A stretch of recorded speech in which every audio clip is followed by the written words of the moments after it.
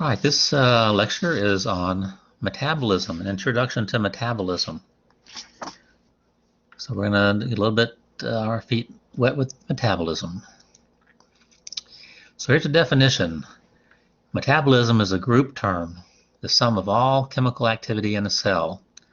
That's all the building reactions, all the breaking down reactions, all the reversible reactions, all the equilibrium reactions. So all the chemical activity in a cell has a group term called metabolism. Now, there's another pathway, catabolic pathway, break down molecules. So catabolic reactions break down molecules just like hydrolysis. Hydrolysis is a catabolic pathway. A word, cata means like destructive, like a catastrophe. So catabolic pathways break down molecules, they destroy them. Anabolic pathways build more complex molecules. That's like condensation. That's a building. So anabolism is a building pathway. Build more complex molecules. Bioenergetics. Bioenergetics study how organisms manage their energy resources.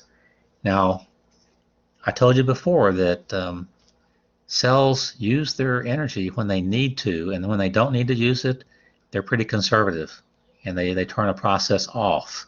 So if they need to use it, they'll use it. If they don't, they turn the process off. Now we have energy. This is a definition in any course you take, whether it's chemistry, physics, this class, any biology, the capacity to do work or cause change. That's what we call energy. The capacity to do work or cause change. Now there are different forms. We've talked about kinetic before, but let's talk about potential here. Potential energy, energy by position or state. Now by position, it would be water held back by a dam. The water held back by the dam, if that dam was removed or destroyed, that water would flow. So it has energy stored in it, and that dam is keeping it stored. It's potential. Chemical energy, like energy stored in a match, until you supply the right environment like friction, they're going to stay stored in that match. The potential energy won't be released. Electrical energy in a battery, as long as you don't connect the two ends of a battery, the positive and negative, electrons will not flow. They're stored in that battery as potential energy.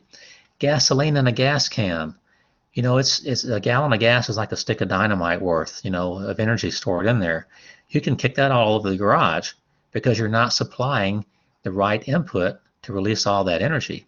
When you put it on a lawnmower or in your car, the situation changes and the energy is controlled, released. Okay, it goes from potential to kinetic. But as long as it's in the gasoline state, that's potential. It has potential to be released. Kinetic. Energy in motion or at work. So this is movement. It says the example is moving water. So the water behind that dam, once a channel opens up and the water can flow through to turn to turbines, it's gone from potential to kinetic. The water's moving now. Energy released by breaking a chemical bond or electrical, by breaking a chemical bond, like when you strike that match. Now the chemicals have gone from the potential state to the kinetic state. You have light and heat being released when that match is lit. Or electrical energy released by a light bulb. When you turn that switch on and electrons flow through that filament, friction occurs and energy is given off in the form of heat and light. So that's the energy of motion. Now, we're talking about something called free energy. And when we get to looking at the breakdown of an ATP molecule, a high energy molecule called adenosine triphosphate, some of that energy is given off in the form of heat, and the rest of it is used to actually do what the energy is needed to do. So it says free energy, the portion of energy available to do work in a system. That's the energy that's used to accomplish that task, to make a bond or to break a bond. That's the free energy. The rest is given off as heat. So now we have the first law of thermodynamics. Now that shouldn't threaten you. You can make anything hard if you want to, but it's got to be called something, Like you would call me Professor Weaver. Well, you say Professor Wheeler, da, da, da, da, da, da. Well, that's my name. You know, it could have been a lot longer or whatever, but that's how you identify me. Well, the first law of thermodynamics is what they gave to this definition. States that energy is neither created nor destroyed. That's the definition of that long first law of thermodynamics. It sounded like it was string theory or something. That's all it means, that energy is neither created nor destroyed. It says energy can be changed from one form to another. Yeah, from potential to kinetic. This means that living things cannot make their own energy. It must be derived from the environment. Now, our primary source of energy from the environment is the sun, and plants can capture that energy and store it in complex carbohydrates in their biomass, and part of that we can eat to derive our energy, you know, for maintenance and repair of our own bodies. And we also can eat other consumers, other herbivores, to supply energy for our body that they acquired from plants also. Well, wouldn't you know it, there's a second law of thermodynamics. And it's really easy too. That's all it says. It states that all systems tend toward disorder. That is entropy. The disorder is entropy. So all systems tend toward entropy, which is disorder. It's like your bedroom. You might straighten up your bedroom one day. The next day, it's all messed up. Got to straighten it up again. So all systems, everything tends toward disorder. The outside environment changes as the grass changes, insects come and eat it, or or birds put bird droppings there, or the planets are moving around. They're in a constant state of disorder. It's not the same. It doesn't stay static. So states that all systems tend toward disorder. Yep, that's the second law, which is entropy. Every energy transfer or transformation increases the randomness of the universe. True. Everything's constantly changing. Comets are moving, meteors are flying around, planets are moving, so it's always changing. Living systems must use energy from the environment to maintain order. That's why you eat and you drink. You have to have the fluids and you have to have nourishment to supply your body with the fluids and the components or products it needs to build and maintain the cells. If you don't do that, then the cells fall into disorder, into entropy, and they start to die, and that's when you die.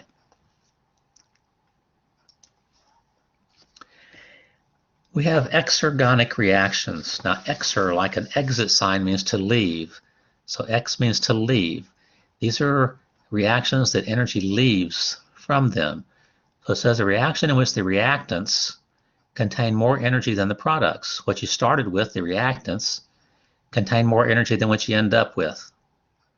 This energy is thus energy is released to the environment by the reaction. Now, that is like a log. You know, that tree has stored energy in that log, and so when you burn that log, it releases that energy back to the environment in the form of heat and light. So your reactant, that log, contains more energy than the products, the ash, which is going to be ash, and then water and carbon dioxide going to be released to the environment. So those are exergonic. They give off energy. Endergonic, that means taking in, something that absorbs energy. A reaction in which the reactants you start off with contain less energy than the products which you end up with. Thus, energy is absorbed from the environment by the reaction. In plants, they use carbon dioxide and water, which are the reactants, and capture energy from the sun to use the carbon dioxide and water, and with that energy from the sun, that makes complex carbohydrates, which have more energy. So they're storing energy in complex carbohydrate bonds. Those are endergonic reactions. Now here's an endergonic, just picture here. The raw materials of photosynthesis right here on the left, carbon dioxide and water.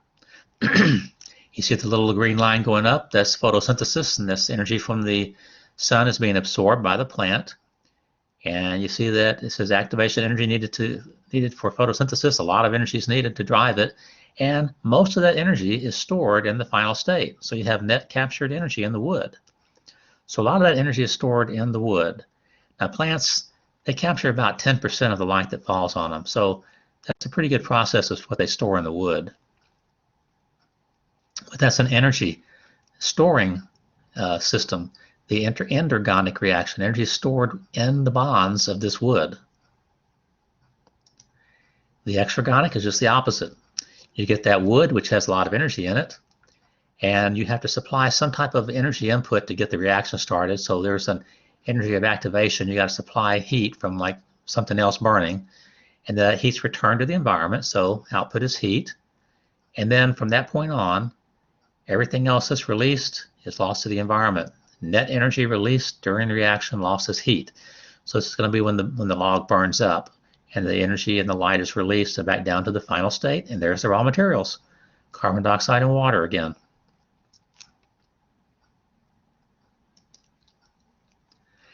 Now, factors that influence the rate of a chemical reaction. Okay, well, you can think of some of these pretty easily. Like the first topic here is temperature. Well, temperature does have an effect on the rate of a reaction.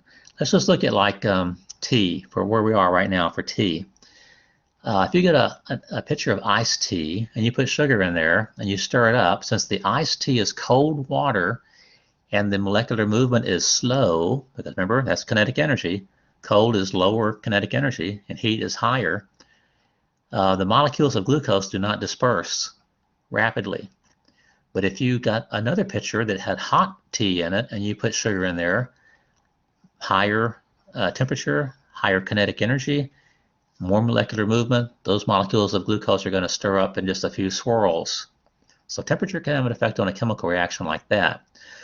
We'll also see that temperature can have an effect on enzymes, which are proteins involved in enzymatic reactions for converting molecules from one thing to another or for breaking down molecules.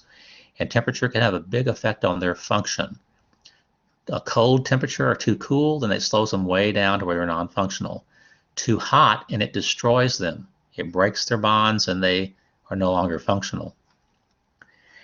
Now, when you get to the pressure has to do with the area that the reaction is taking place in. A large area has less pressure than a small area. Like if you had a room that was 10 by 20, and you had some solutes in there that were, suspended in the air, and you had some enzymes that were in there that were suspended in the air, and you started them moving and bouncing around, they're eventually going to hit. It was a zero gravity room. Well, what if you changed the pressure? What if you made it 10 by 10 instead of 10 by 20?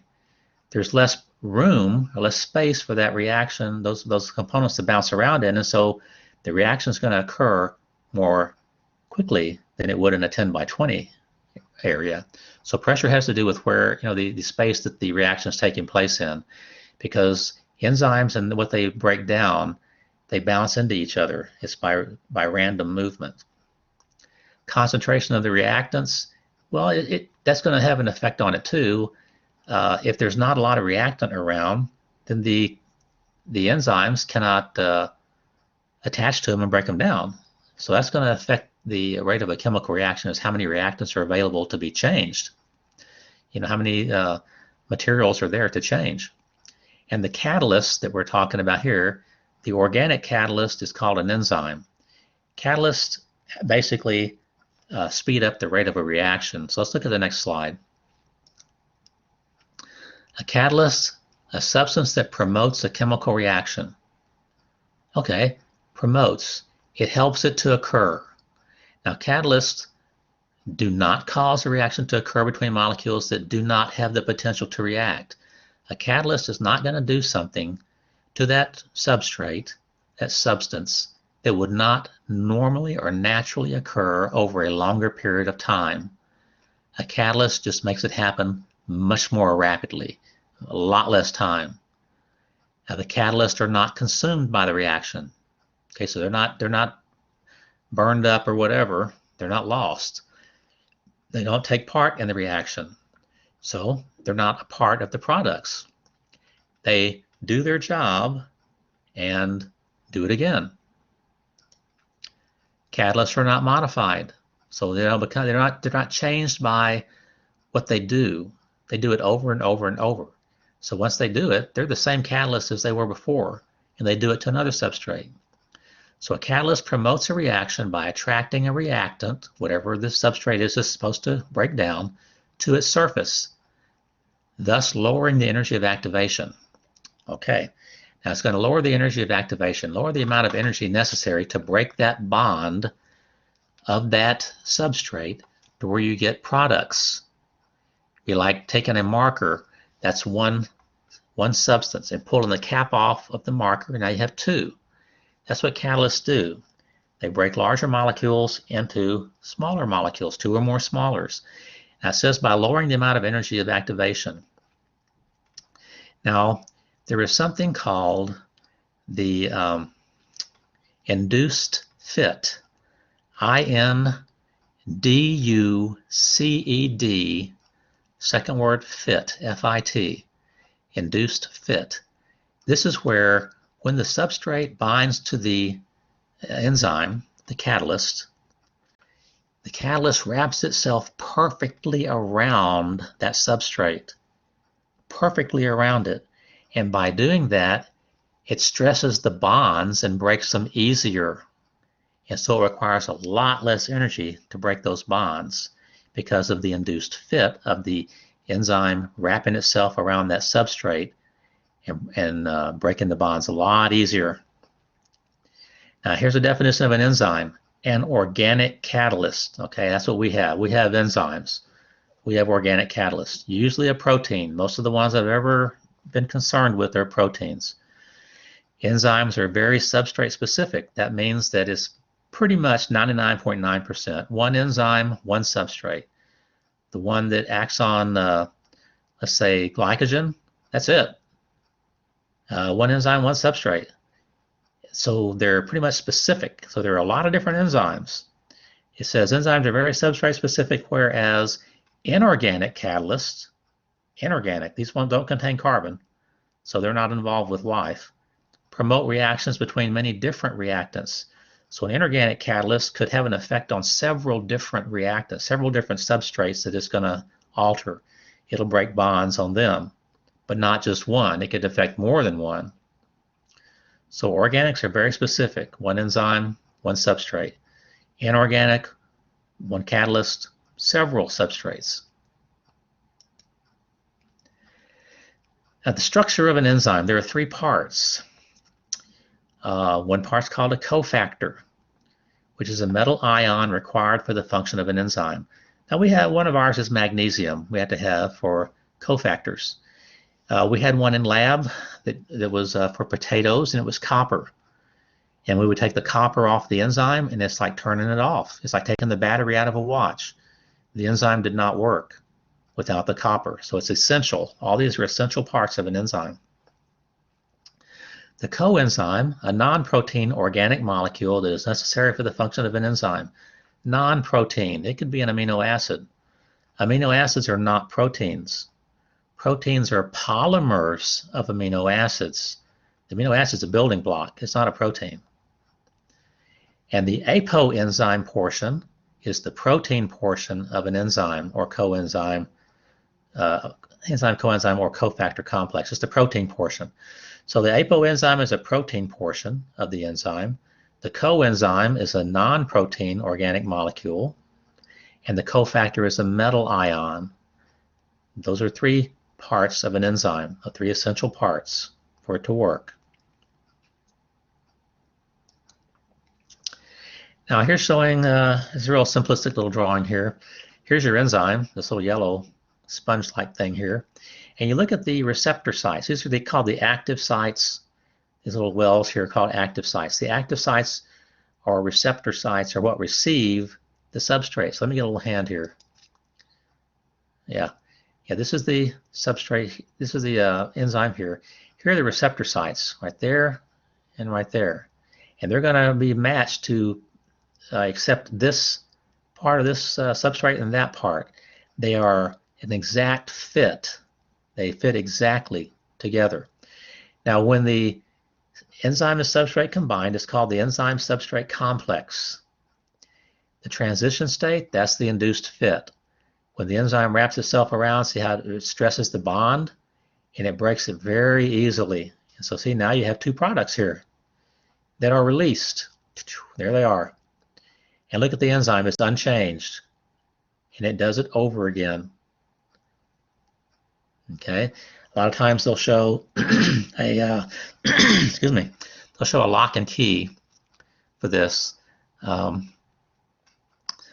the enzyme is the key, and it breaks down the substrate. It breaks the lock into a hasp and a bottom part.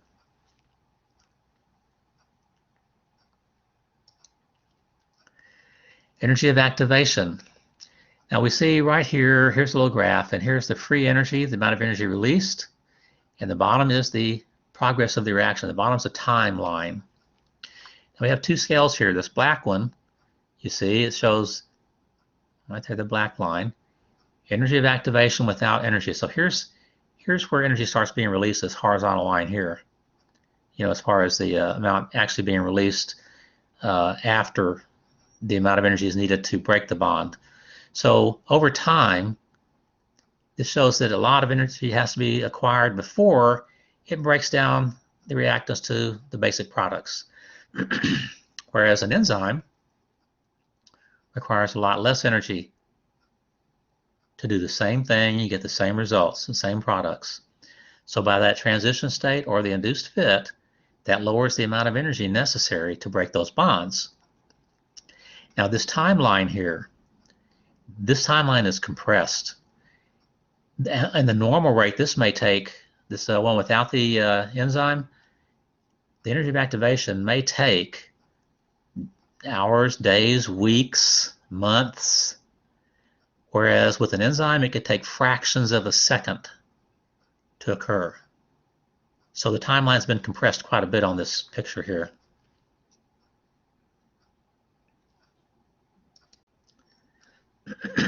Here's an example here. Here's an enzyme, and you see the shape of the active site. That shape fits the substrate shape. Remember I told you that molecular shape is very important? Well, this substance has a molecular shape, and that shape is going to fit the active site on this specific enzyme, the one that it's made for. And so it will combine there, and then the enzyme will break it down into products. This one, we have a competitive inhibitor. What a competitive inhibitor does is it competes for the active site. And it competes because it's very similarly shaped. And so it's blocking the natural substrate from binding. So it's competing for the active site. It's a competitive inhibitor. It's inhibiting the true substrate from binding and competing with the active site. We'll see this in plants.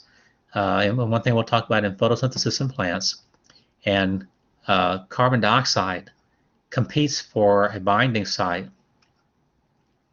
Oxygen competes for a binding site. Carbon dioxide fits this perfectly.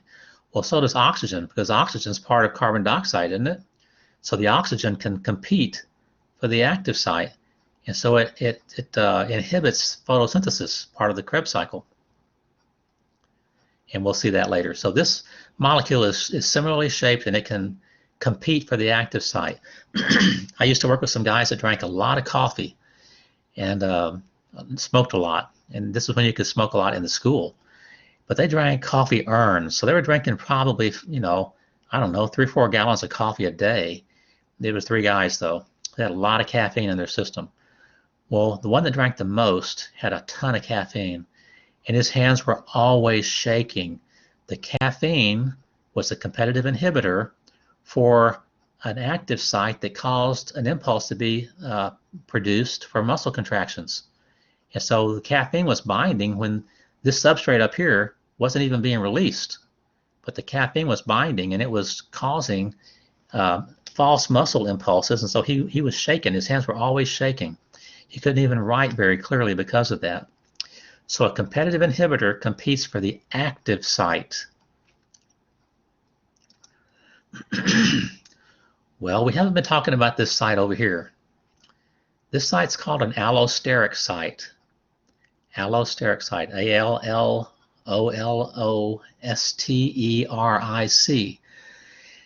Now, what this does, here's a non-competitive, because it's not competing for the active site. That's why it's non-competitive.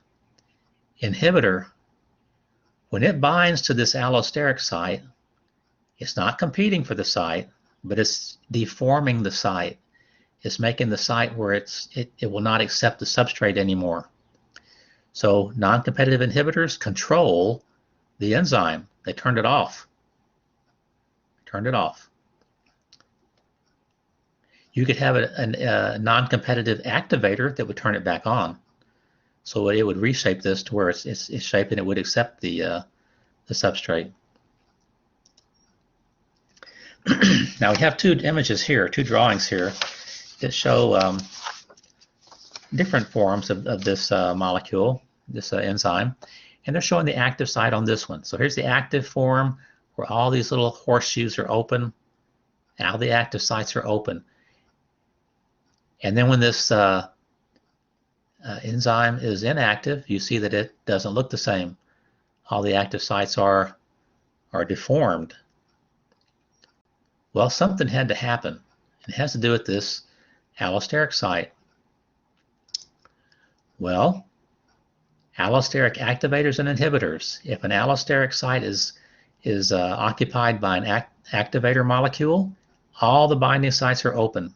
You see, active form stabilized by an allosteric activator molecule. But if an inhibitor binds there, an inhibitor went in there, you see what happens when the inhibitor binds to the allosteric site. All the active sites are inactivated. So it says inactive form stabilized by an allosteric inhibitor molecule. So that would be turning a molecule off. This would be turning a molecule on. I mean, turning a molecule, turning an enzyme on, turning an enzyme off. And this happens a lot in negative feedback. Here's an example of that. You don't have to know these names, okay? This is just showing you a molecule. Enzyme 1 converts it to intermediate A, to B, to C, to D. And as the end product builds up, the end product acts as an allosteric inhibitor for that enzyme. So see, it says feedback inhibition. End product is allosteric inhibitor enzyme. So it's going to bind to that enzyme 1 to stop it from working until the end product is used up and the levels get low, and then that's pulled off and the process starts back up. And when the product gets high, again, it acts as an allosteric inhibitor and turns off that enzyme. So that's a negative feedback loop that we saw earlier.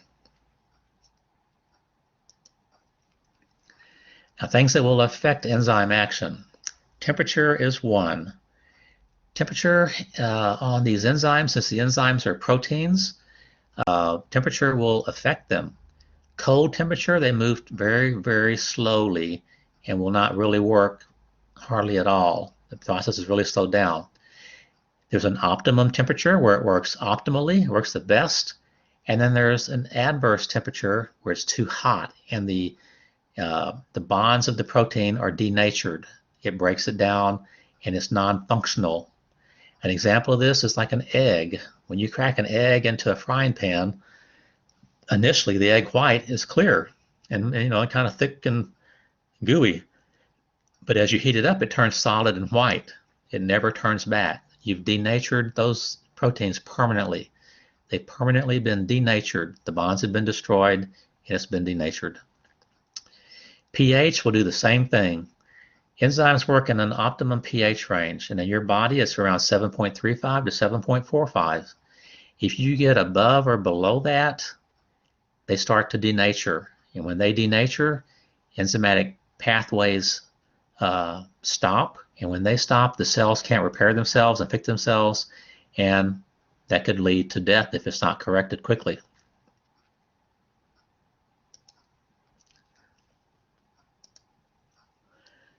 ATP and cellular work. I told you ATP is a high energy molecule. It's the high energy molecule that cells use for energy. So it's the currency of the cell, basically. And some things it's used for. One is mechanical work. Mechanical involves movement. Muscle contraction, okay, for flexing your muscles, extending your muscles, your arms. Beating flagella, like on sperm or cilia in your body to move an egg around.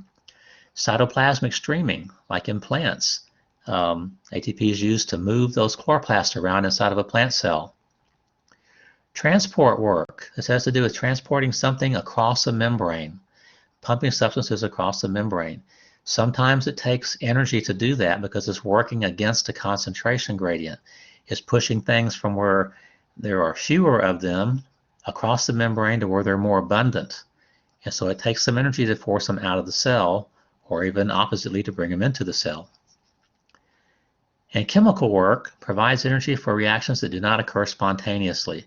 This is actually opening, let's say, a channel, closing a channel that ions or molecules could flow through, or even moving something across the membrane.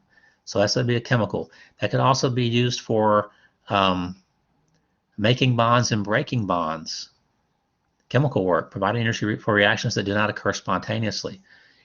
So let's look at this next little slide. It points that out. Here's mechanical right here.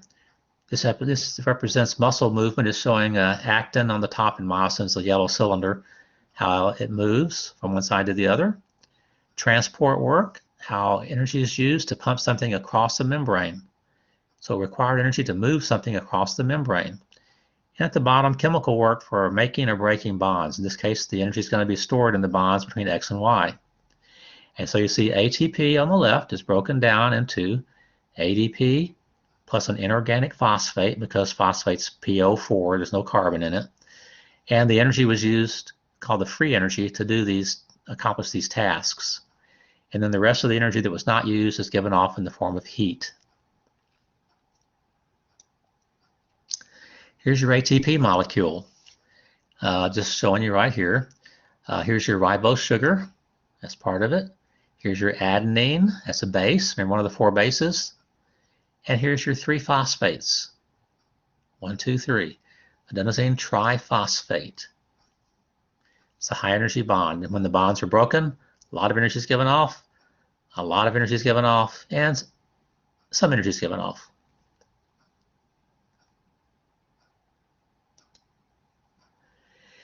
Now the breakdown is by hydrolysis. Remember, hydrolysis is using water. So water is used to break down ATP. Remember, that's destructive, to destroy with water. So it breaks it down to ADP, inorganic phosphate, and energy. Now under normal conditions with this hydrolysis occurring, under standard, not a whole lot of energy is actually released if ATP breaks down just by itself. If the cell breaks it down, it can acquire more energy from the breakdown of ATP. Almost, well, it's right at 52% greater from the breakdown in the cellular environment versus standard conditions. So the cell's pretty efficient at capturing energy from the breakdown of that molecule.